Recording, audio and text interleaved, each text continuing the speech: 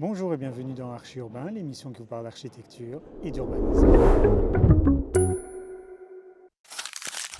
Depuis le début de cette saison, nous avons démarré un Labo Nord, un laboratoire de la rénovation saine et durable qui a comme objectif de montrer les bonnes pratiques de comment rénover son habitat ou même construire son habitat de manière durable et également sain, tant pour l'habitat que pour son habitant et son habitante. Alors dans ce Labo Nord, il y a, vous l'avez déjà vu, des capsules tutoriels qui vous expliquent des thèmes, des modes, des pratiques liées à la durabilité. Il y a également des portraits engagés d'entreprises qui vont s'investir dans la durabilité. Et puis on a un chantier pilote, ce qu'on appelle le Labo Nord, qui se trouve à Saint-Jost-ten-Noode. Nous avons demandé aux experts de Hongret, Charles Joulian et Guillaume Amand, de venir analyser la maison, son patrimoine, son histoire, mais également décortiquer un peu les différents étages et voir un peu quels travaux on pourrait y faire. Et aujourd'hui, il s'attarde au rez-de-chaussée et quelques surprises les attendent. Là, on peut voir qu'en rentrant, donc le sol du rez-de-chaussée est surélevé donc de 1, 2, 3, 4 marches, donc de 80 cm donc de hauteur. Et alors, on note tout de suite un très beau pavement en damier de pierre noire et blanche, donc très intéressant, avec du blanc veiné, donc qui est d'origine, donc qui était fortement un peu usé donc par le temps, mais donc qui a tout son caractère. Quand on rentre dans la première pièce vers la rue, on note un plancher à lame de 22 cm de large environ, donc qui a beaucoup de caractère, là, qui est assez massif, qui vaudrait la peine certainement d'être réhabilité. Donc on ne connaît pas encore la maison, on la découvre, mais donc ici, 2 pièces en enfilade, avec un couloir d'accès aux espaces intérieurs. Il y a un petit peu un décalage entre une façade relativement monumentale, donc très large, et puis finalement un rez-de-chaussée surélevé, donc deux pièces relativement modestes. Donc il y a un peu un décalage entre ce décorum et puis la réalité intérieure. On ressent fortement que les volumes ont été modifiés quand on traverse ces espaces et qu'il y a des interventions qui, avec l'usage du bâtiment, ont fortement dégradé la qualité architecturale de l'époque. En tout cas, on sent qu'il y a eu des interventions ultérieures un peu malheureuses dans certains cas.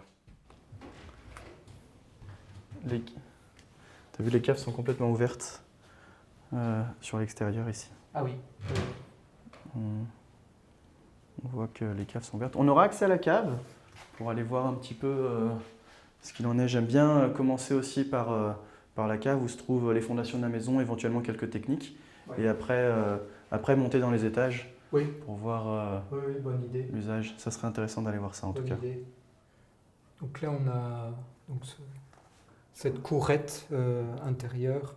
Souvent on constate que l'intérieur d'îlot est bâti de façon un petit peu anarchique, sans respect des réglementations qui garantissent une bonne ventilation, des espaces, une surface éclairante suffisante, et donc en fait une habitabilité agréable pour le bien.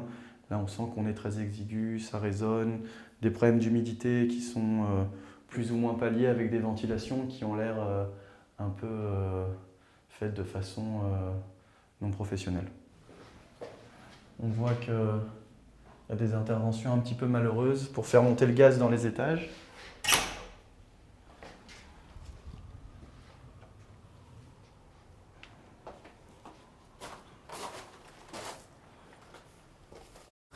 Continuons la découverte.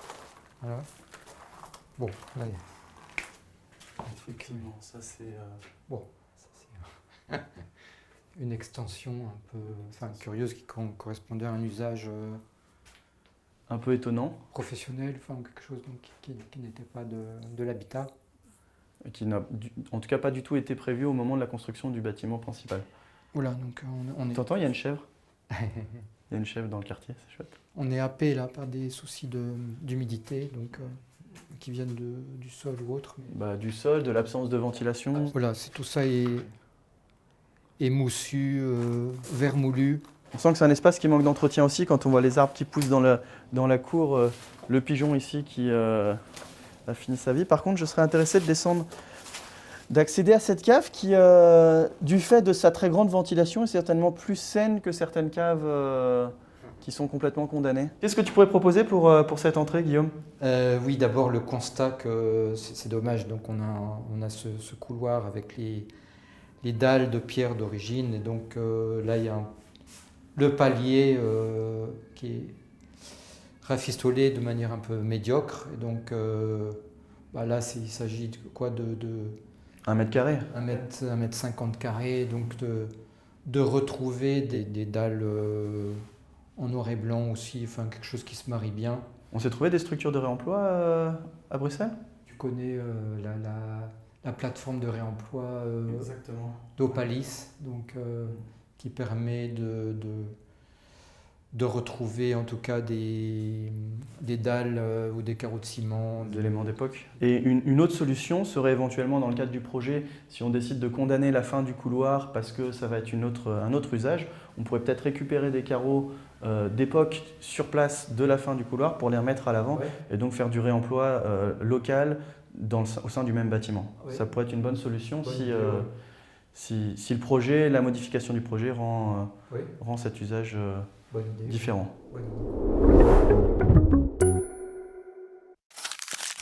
En octobre dernier, lors des Sustainable Architecture Days, on vous a présenté le projet de Coster et aujourd'hui je vous propose d'y retourner car le projet est terminé et on retrouve les architectes de ICI Architecture pour découvrir à quoi ressemble le projet final. Je suis Aurélie Mas, je suis architecte associée au sein du bureau ICI Architecte.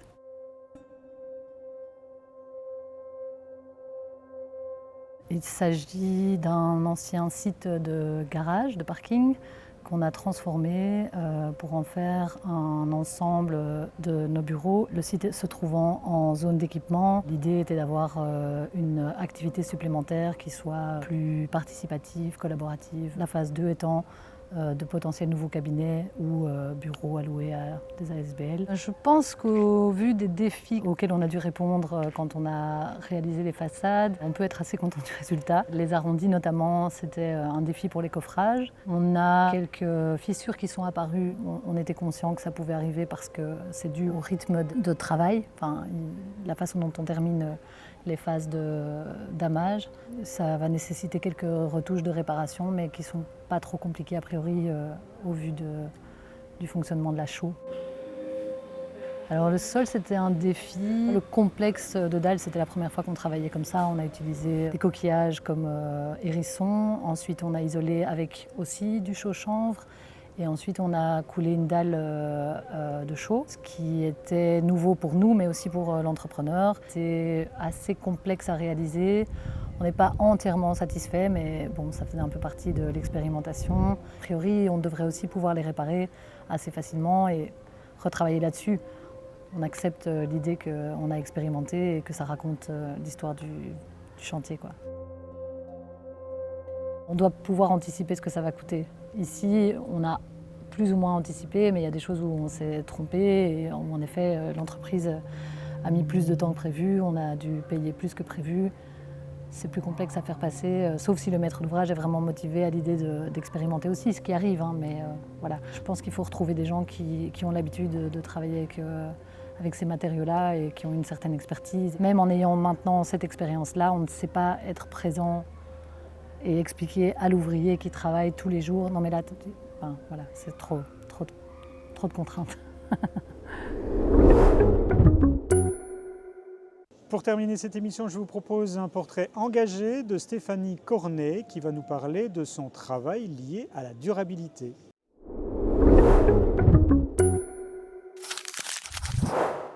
Bonjour, je suis Stéphanie Cornet, gérante de l'entreprise Savvy Interior Design.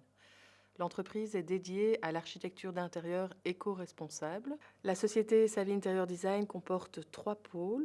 Le premier pôle est dédié à l'architecture d'intérieur éco-responsable. Le deuxième pôle est dédié à la formation.